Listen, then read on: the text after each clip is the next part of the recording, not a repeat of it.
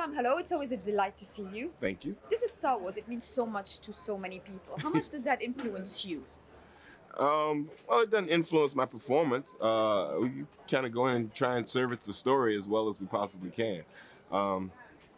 The effect of Star Wars on the public always surprises me. You know that people are so excited and so caught up in it, and it's a pretty wonderful thing to be a part of something that's that large. It's true. Well, is it the kind of set where the gadgets also, are part of the pleasure because, it's a Star Wars set. Yeah, I don't know how else but to we don't have the describe gadgets. All we have is our lightsabers, sometimes. So I don't get to see the gadgets until the film comes out. And I'm always amazed by all the stuff that's going on around us. So I spend a lot of time looking in the background, seeing what's there. Do you feel the story resonates, the same way it did in the 70s?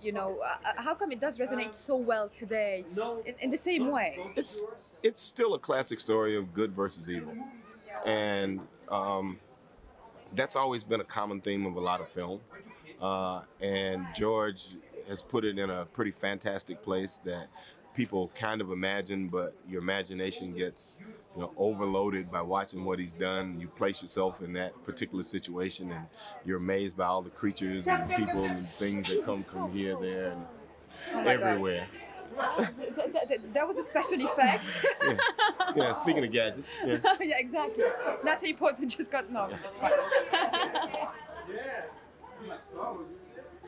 Anyway, moving on swiftly, the story is set in space, but still, you can metaphorically interpret it the way you watch. It talks about war, it talks about politics, that must be also some part of the enjoyment of why it's so appealing. Well, I very seldom, think about that.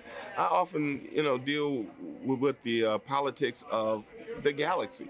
And don't think about, the world or the ramifications that the film has in terms of what's really going on around us.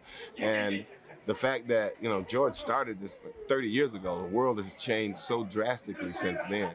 And it's still essentially the same story. So it kind of lets you know that, the more things change, the more they stay the same. No, absolutely. Well, that's good. Yeah.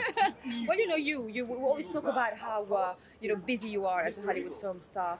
Will there be a point of of your career where you'll be ready to take a bit of a break, or is this part of your drive? Well, I like to act, and movies happen to be my venue right now, and actors act. I always did that. Even when I was in the theater, I was always doing a play, rehearsing a play, and auditioning for my next play.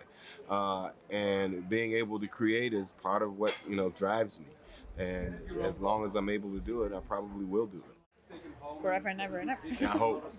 Well, we're in Cannes. I would have said glamour, but the sun has decided not to shine today. But, how much does it represent for a movie to be here, to your point of view? There is a star power attitude to the festival. Well, yeah, there always is. But the film not being in competition is sort of a good thing. I mean, Star Wars is so huge and is so large to present what is the conclusion of this particular leg of that saga, because I don't even like to think of it as being over.